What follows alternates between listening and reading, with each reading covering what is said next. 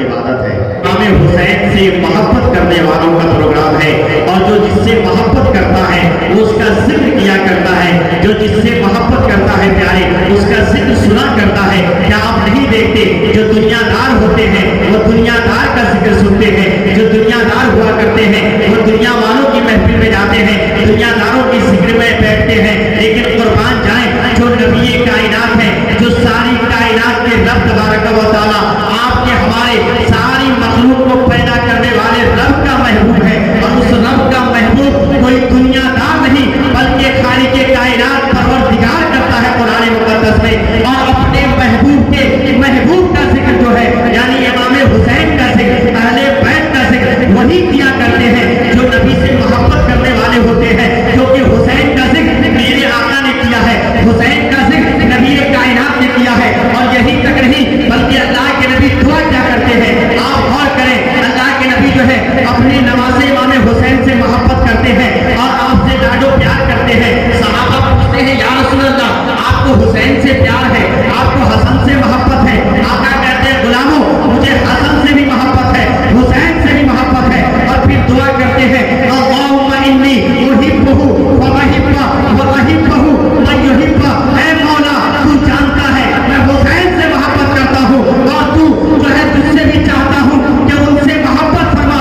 اے مولا میں حسین سے محبت کرتا ہوں, تو بھی حسین سے محبت کر, اور جتنے لوگ حسین سے محبت کرنے والے ہیں ان سب سے تو محبت فرما. پتا چلا کہ حسین کا ذکر وہی لوگ سنا کرتے ہیں جو سچے حسینی ہوا کرتے ہیں. حسین کا ذکر ان کی اولاد کا ذکر جو ہے وہی سنا کرتے ہیں جو نبی پاک سے محبت کرنے والے ہیں, کیونکہ نبی پاک اپنے حسین کا ذکر کرتے ہیں اور اللہ سے بھی دعا کرتے ہیں اللہ میں حسین سے محبت کرتا ہوں تو بھی محبت فرما. اور ان لوگوں سے محبت کر جو لوگ کیا ہے حسین سے محبت کرنے والے ہیں. تو پیارے آقا کے پیارے پیاروں, کیونکہ آپ سب جو ہے محرم الحرام کا مہینہ چل رہا ہے اور وقت کی قلت ہے, اس لیے چونکہ میرا عنوان جو ہے امام زین العابدین جو کربلا کی سرزمین پر سارے جو ہے دردناک واقعات کو اپنی نگاہوں سے ملاحظہ فرماتے ہیں, اور امام حسین رضی اللہ تعالیٰ عنہ کی نسل جو چلتی ہے یعنی حسینی سادات کرام پوری دنیا میں جو پائے جاتے ہیں وہ حضرت امام زین العابدین رضی اللہ تعالیٰ عنہ کی کیا ہے نسل سے چلتی ہے. مگر تھوڑا سا آپ کا میں ذہن قریب کرنے کے لیے میں آپ کو کربلا میں یہ بتا دوں کہ امام حسین رضی اللہ تعالیٰ عنہ شہید ہوئے, آپ سنتے رہتے ہیں, لیکن آپ غور کریں بہت سارے حجاز کرام حج کر کے تقریباً اکثر حجاز کرام مدینہ سے آ چکے ہیں کہ نہیں.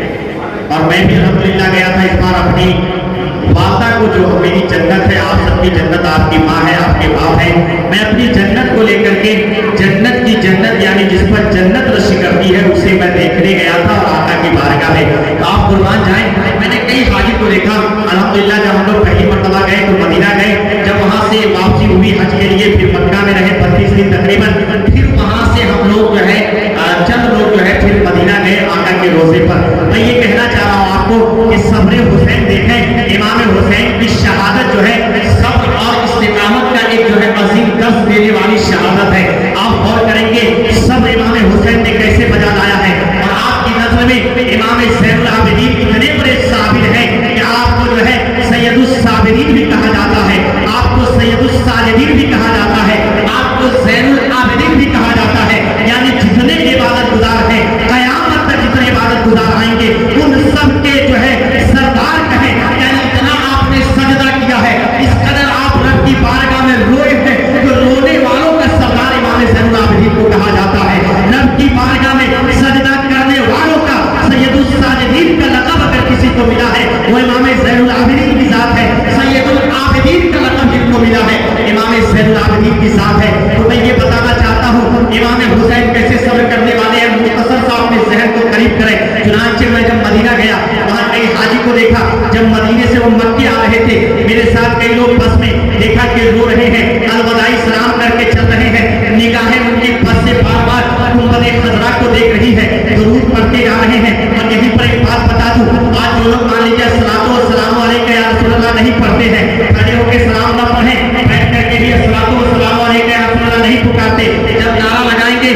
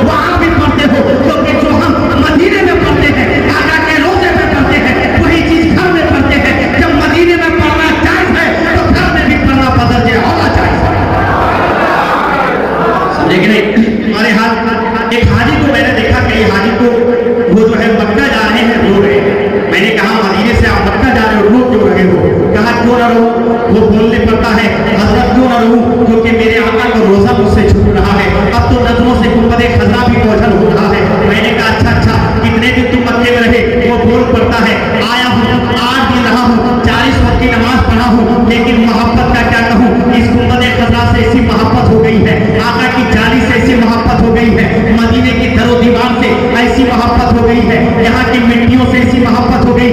जा तो रहा हूँ मक्के को, लेकिन मेरा दिल तड़प रहा है, दिल रो रहा है, आँख से आंसू निकल रहे हैं। मैंने कहा ये बता तेरा घर मदीने में है? बोलता नहीं। मैंने कहा तेरे बाप का घर मदीने में? बोला नहीं। मैंने कहा यहाँ तेरा घर? बोला मदीने में मेरा घर भी नहीं है। फिर मैंने कहा लोग जो रहे हो? वो बोलता है घर तो मदीने में नहीं है, मेरा कोई रिश्तेदार मदीने में नहीं है, लेकिन आका का रोजा जो जाने ईमान है, जो जाने कायनात है, जो वजह तख्लीकात कायनात है, उनसे ऐसी मोहब्बत है कि वहाँ दुआएं करता था इंडिया में, दिखा दे जाए इलाही वो मदीना कैसी बस्ती है जहाँ पर रात दिन मौला तेरी रहमत बरसती है। अब निगाहों ने मदीना देखा है, अब छोड़ू कैसे? दिल चाहता है आका के रोजे पे रहूं और यहीं पर आखिरी सांस मेरी टूट जाए और मेरी रूह निकल जाए, आका की चौखट हो और मदीने की सरजमीन नसीब हो जाए। मैंने कहा अच्छा जरा गौर कर, वो हुसैन कैसे हुसैन थे जिनका घर मदीने में था, जिन्होंने आंखें खोली है मदीने में, बाप का घर मदीने में है, माँ का घर मदीने में है, अरे नाना का घर मदीने में है, आंखें खोली है, रुखे मुस्तफा को देखा है, गोद में खेलते हैं, आका की गोद में खेलते हैं। जरा गौर कर, उनके बड़े भाई इमाम हसन मदीने में है, उनकी वालदा जो मिसाल फरमा गई है खातून जन्नत मदीने में है, उनके वालिद हजरत मौला अली मुश्किल कुशा मदीने में है, सारा खानदान मदीने में है, कुंबा मदीने में है, लेकिन मदीना छोड़ रहे हैं। अरे तू एक हफ्ता रहा है, तेरे दिल पर क्या गुजर रहा है? तू चंद दिन रहा है, आँख से आंसू निकल रहे हैं। पर जरा गौर कर, आलम तसव्वुर में ख्याल कर, मेरे हुसैन ने दिल पर कैसा पत्थर रखा होगा जब मदीने को छोड़ा होगा, आँख में कैसे आंसू निकले होंगे जब आका के रोजे को छोड़ा होगा। तो लोग जो है तड़पने लगे। मैंने कहा मेरे हुसैन आपको हजारों ईमान वालों का सलाम, आपके सब्र को सलाम कि आपने ऐसा सब्र किया है, मदीना छोड़ा है, आपने सब्र किया है, आका का रोजा छोड़ा है, आपने सब्र किया है। आज तो ये है माँ के कब्र अनवर को छोड़ा है, जो आपने सब्र किया है, मदीना को छोड़ करके मक्का पहुंचे, वहां से सब्र करते हुए किसी जो है दौलत के लिए नहीं, किसी जायदाद के लिए नहीं, किसी बादशाहत के लिए नहीं, फिर भी अगर छोड़ा है तो सिर्फ इस्लाम की बका के लिए छोड़ा है और गर्दन को कटा।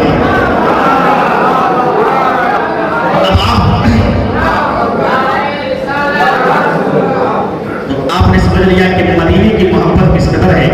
ईमान वाले को मदीने की मोहब्बत क्यों न हो, क्योंकि मेरे आका वाला फरमा है। तो आपने समझा जो लोग ये कहते हैं कि इमाम हुसैन ने सिर्फ क्या है करबला में गर्दन कटवा दी, अरे उन्हें ये भी गौर करना